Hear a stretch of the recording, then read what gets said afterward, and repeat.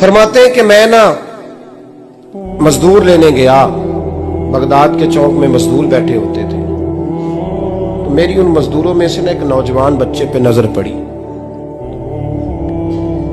बड़ा कमजोर सा वजूद था, लेकिन चेहरे पर इबादत का निशान था। माथा बताता था कि नमाज का बड़ा ख्याल रखता है। मैं उसके करीब गया।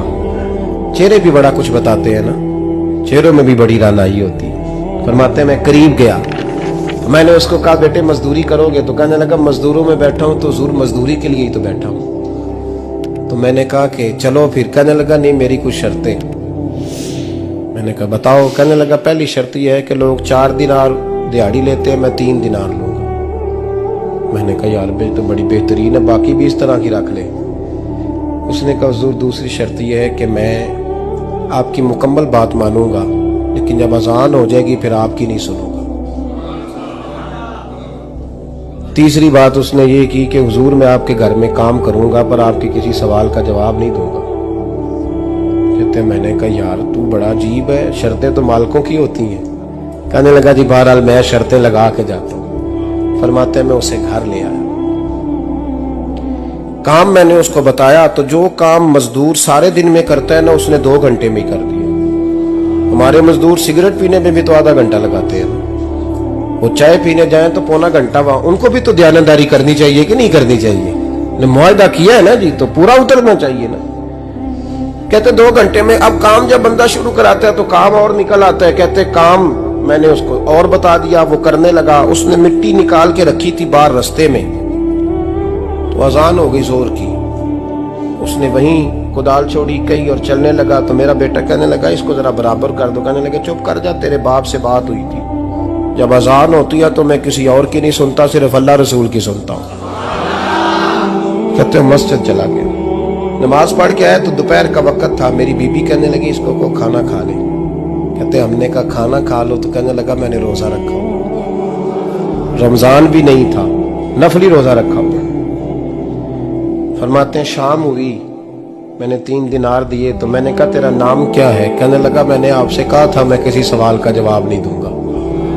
कहते वो चला गया। अगले दिन मैं फिर लेने गया उसे, काम कुछ और निकल आए। तो लोगों ने बताया वो सिर्फ हफ्ते वाले दिन आता है। मैंने कहा क्यों? कहने लगे जी वो कहता है मेरा हफ्ते का खर्चा 3 दिनार है, जब 3 दिनार कमा लेता हूं तो बाकी सारा टाइम अल्लाह रसूल की जिक्र में गुजार दिया करता हूं। फरमाते हैं अजीब। अगले हफ्ते मैं फिर लेने गया, मैंने पूरा हफ्ता इंतजार किया कि काम उसी से कराना है। मैं जब गया तो मैंने कहा चलो। कहने लगा मेरी शर्तें याद है ना? और मैंने कहा याद है भाई साथ चल। फरमाते हैं काम कराया, 2-3 हफ्ते वो आता रहा। एक हफ्ते में गया तो लोगों ने कहा हुजूर आज नहीं आया। क्यों? कहने लगे बीमार हो गए। कहाँ घर है? कहने लगे बगदाद के कब्रिस्तान के पीछे जो कच्ची आबादी है उसमें रहता है। फरमाते मैं गया, दरवाजे पे दस्तक दी तो कहने लगा हुजूर आप हैं? दरवाजा खोला है, आ जाइए। फरमाते मैं अंदर गया तो मैंने कहा तुम्हें कैसे पता चला मैं आया हूँ? कहने लगा हुजूर अल्लाह वाले हो, आप नहीं आना था, वरना अमीर तो गरीबों का पता लेने कोई नहीं आते। कहते मैं करीब गया तो कहने लगा मैं आपका इंतजार कर रहा था, तेज बुखार है, तप रहा। जेब से कुछ पैसे निकाले, कहने लगा ये पैसे रख लें। एक अंगूठी निकाली, कहने लगा हुजूर आज रात को मेरा इंतकाल हो जाएगा, इन पैसों का कफन खरीद के सुबह जनाजा पढ़ के मुझे दफन कर देना, और जब दफन करो तो ये अंगूठी लेके असर के बाद हारून रशीद के पास जाना। आप उसे कहना मैंने मिलना है पर वो आपको टाइम नहीं देगा। आप उसको आवाज दीजिएगा कि तेरी एक अमानत है मेरे पास। फिर वो आपसे मिलेगा तो अंगूठी दे दे, फिर आप मेरी तरफ से फारिग हैं। हजरत फरमाने लगे तेरा नाम? और कहने लगा हुजूर वक्त थोड़ा है, आज रात मैंने जाना है, बड़ी लंबी माफी मांगनी है रब करीम से, अगर मुनासिब समझे तो मुझे अपने रब से तन्हाई कर दे। फरमाते हैं मैं आ गया पर उसकी बातों ने मुझे सारी रात सोने नहीं दिया। फरमाते हैं सुबह बड़ी मुश्किल से सूरज निकला, मैं गया दरवाजे पे हाथ रखा तो दरवाजा खुला हुआ था। अंदर दाखिल हुआ तो खुशबुएं मेरा इस्तकबाल कर रही थी।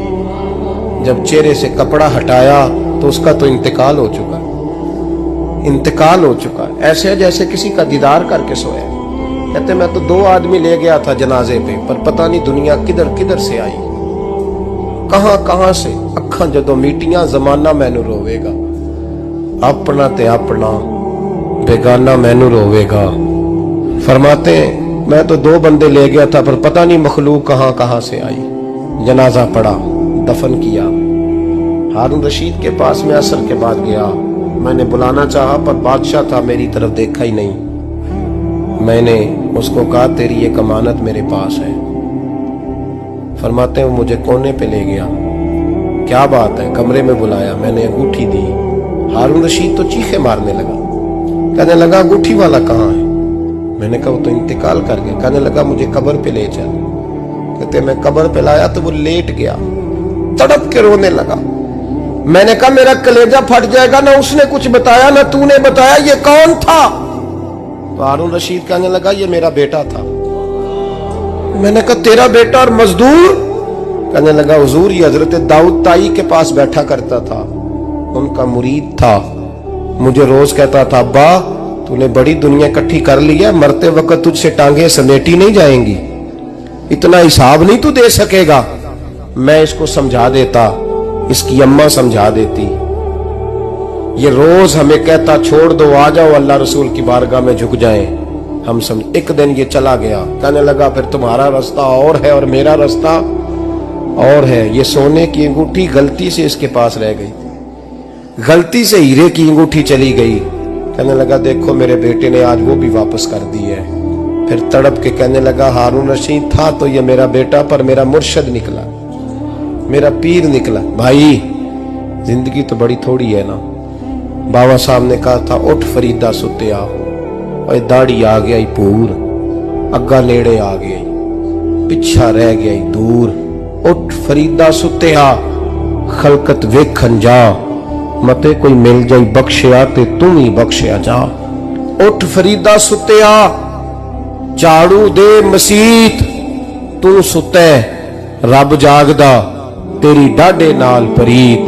मेरा रब हमें भी अपनी बारगाह में कबूल फरमा।